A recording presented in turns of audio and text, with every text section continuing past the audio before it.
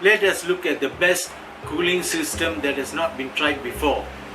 A similar system can be used on overheating cameras like the Sony 5100.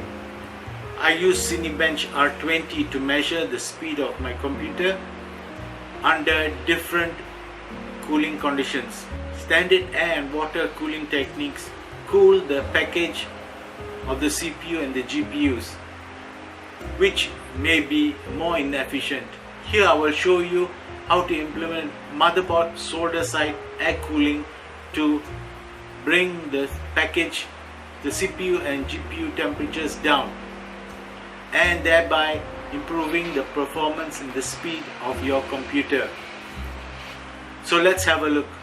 Okay, let me first recap what I had shown in an earlier video, in that cooling from the die through the leads or heating through the leads is very fast and effective, more effective than the casing or the packaging of the CPU. Many years ago I discovered that when I was using the 8590 to measure oven temperature, by exposing the leads of the 8590 I could get a better accurate temperature reading.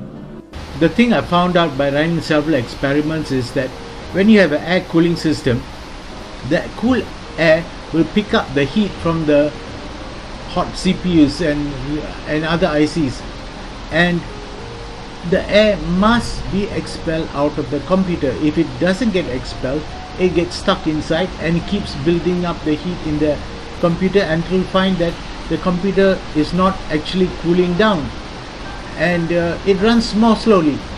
So that is the reason why I removed my internal hard disk D drive from my laptop, so that there is a gap, a hole in the CPU body for the exhaust hot air to be exhausted out of the laptop.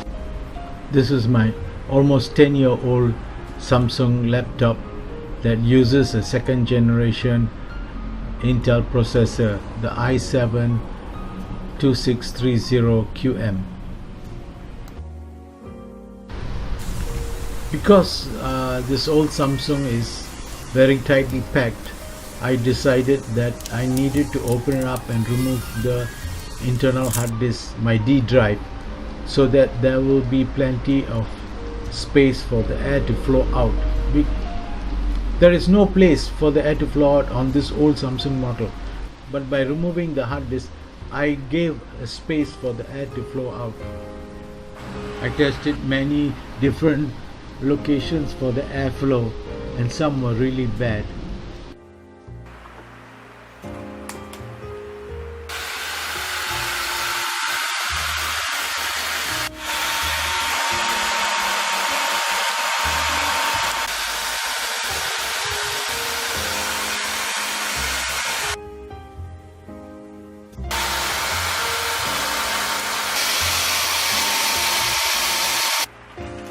I found out that if the bottom cover wasn't in place, the airflow had no direction and will spill out all over the place and didn't do any cooling. Then I tried cooling the component side of the motherboard, and that too was very effective. Was it because the high-speed air blower was cooling the copper cooling tracks connected to the laptop's own blower?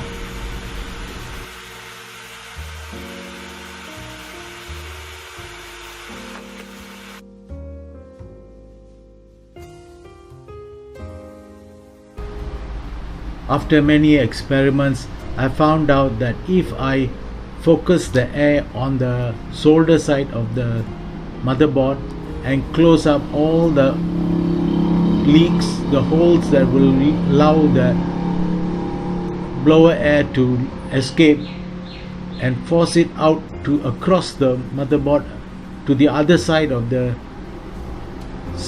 computer, I could get very good cooling and very good performance from this room temperature test.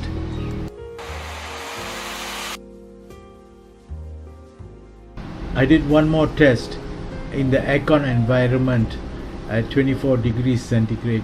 I went back to those guys who helped me service my computer, and they were really great. They really helped me out to do the testing at 24 degrees with the air blower. At the shop, I reassembled the air blower and fitted it into the laptop and closed up all the escape holes so that the cold air will not come out from the sides but go through across the motherboard and cool the motherboard on the solder side.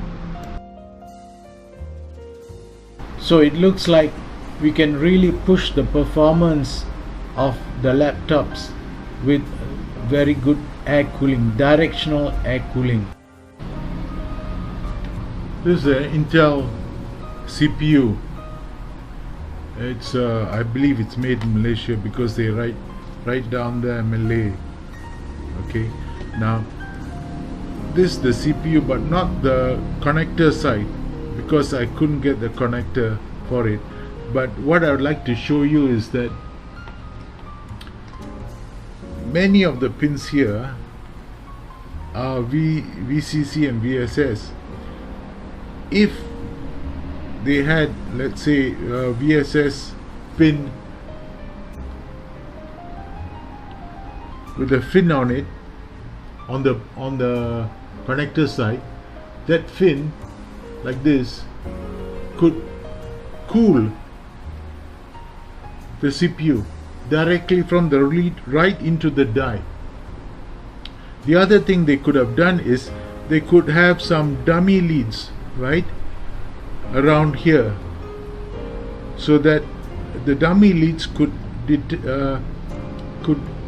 conduct the heat out from the CPU through the leads to the cooling fins like these, which are attached as enlarging leads, right? Enlarging leads, right? On the solder side of the motherboard, and that should introduce a lot of good cooling, fast, very fast cooling, and allow you to bring your temperatures down very quickly. Look at this Sony Alpha 5100. It has an overheating problem. It will overheat and then the batteries will die out, shut down, and I have to keep changing the batteries. See, sometimes I will just do this to restart it, but that's not the issue. The issue is it is overheating. On one occasion I found this to be hot, very hot. Now if they had some form of ventilation going through, let's say maybe on this side there was a blower blowing air in, and on this side there was an exhaust hole for the air to come out, it will definitely cool up very fast. Or you could have done something like here, right? Air inlet somewhere here and an outlet somewhere there, which goes through the solder side of the component of the PCB inside, and thereby cooling through the leads, right? So that will be one useful feature. Or you could even have I don't know where they could put extra air holes or vents, right? Because they are not designed for weatherproofing. These cameras, most of them are not designed for weatherproofing. You have to be careful, you can't take it out in the rain. So it doesn't matter if you have some air holes to allow a small blower, and if you had a bigger battery, right, much bigger battery, you can have the blower running whenever it wants to take a picture or when there's a video running, right? So if you can suggest better ideas, I will gladly try to follow up on them.